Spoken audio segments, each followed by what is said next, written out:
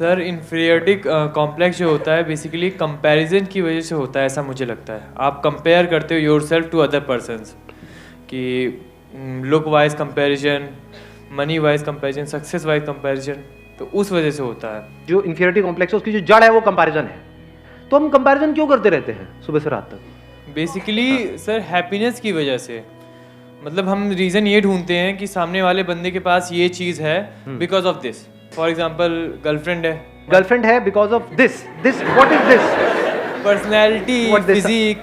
अच्छा हाँ ठीक है कि उसके उस बंदे के पास में पर्सनैलिटी है, फिजिक है। और सर सामने वाले की सिर्फ पॉजिटिव क्वालिटी दिखती है और अपनी सिर्फ नेगेटिव। सामने वाले की हमको पॉजिटिव क्वालिटीज दिखती रहती है, या ये कह लो सामने वाले अपनी पॉजिटिव क्वालिटीज दिखाते रहते हैं।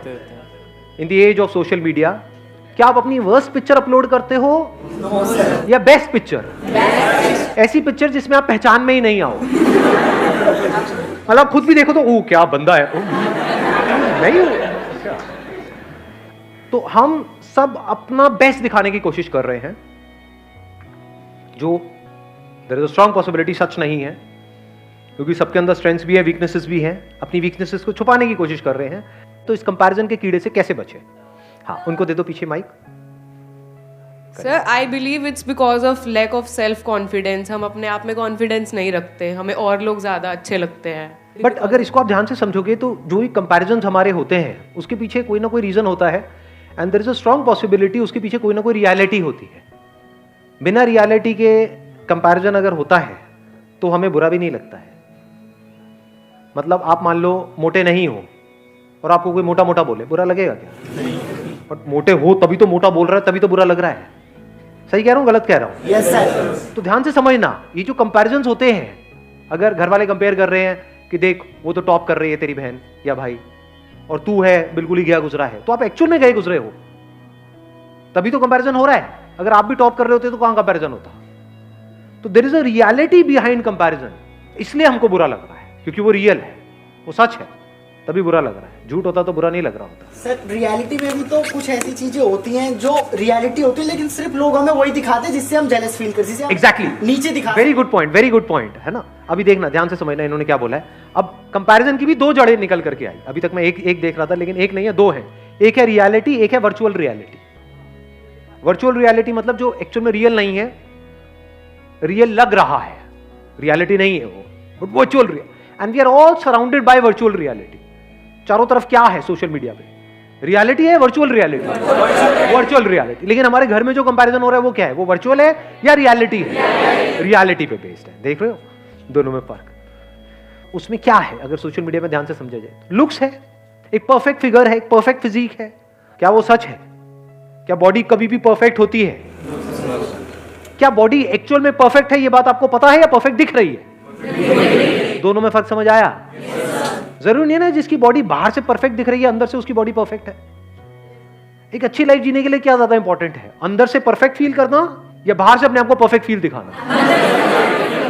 तो जो भी कुछ दिख रहा है वो सब एक्चुअल में नकली है। The moment we see it as a fact, अब आप उससे फ्री हो गए। नहीं तो अगर आपको लगा कि ये असली है तो अब आप भी वही हरकतें करना शुरू कर दोगे जो वहां पर हरकतें हो रही हैं। मतलब उसी रेस में आप शामिल हो जाओगे।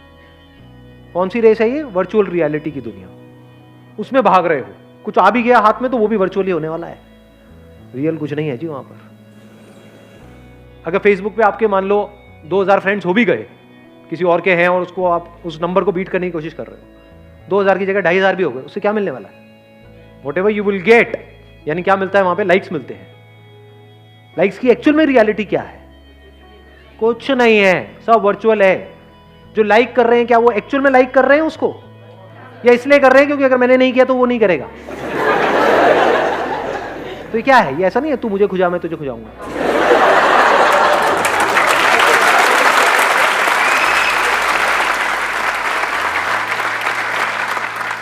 तो if you really want to do something big in life, in reality, to be free from virtual reality, उससे फ्री कैसे होंगे?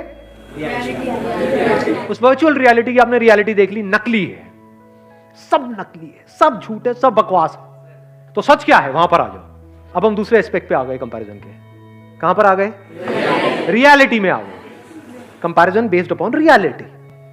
अब वहां पे कुछ चीजें हैं जो बदलनी चाहिए, कुछ चीजें हैं जो बदलने की जरूरत ही नहीं है। For example, one comparison could be based upon reality कि मैं पढ़ाई में अच्छा नहीं हूं, मेरी बहन है, तो अब मुझे भी उसके जितने नंबर लेकर के आने हैं। तो इसमें समझदारी क्या है? ये तो बेवकूफी है।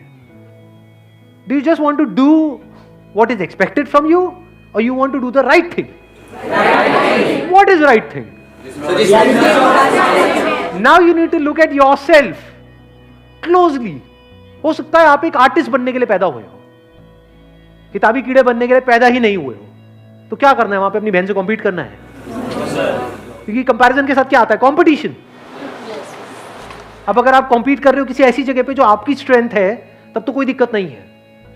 बट अगर कॉम्पीट कर रहे हो किसी ऐसी जगह पे जो आपकी बहुत बड़ी वीकनेस है और बाकी सबकी स्ट्रेंथ है, तो आपकी लाइफ की धज्जियां उड़ने से कोई दुनिया की ताकत आपको बचा नहीं सकती। ये सब बातें आ रही है समझ में? आपको डिसाइड करना है कि अभी इस टाइम पे क्या इंपॉर्टेंट है।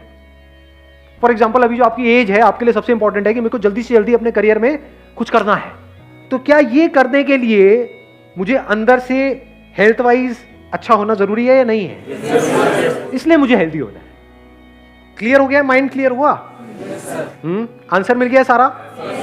कि ये सब जो सारी जड़ है कि मतलब हम खुद को दूसरों से कम समझते हैं, तो कब इससे पूरी तरह से फ्री हो सकते हैं? जब हमारा ध्यान सब तरफ से हट करके खुद पर आ जाए और हम खुद के ऊपर काम करना शुरू कर दें, एक्चुअल में खुद के ऊपर काम करना शुरू कर दें और करते ही रहें। Wish you all the very best.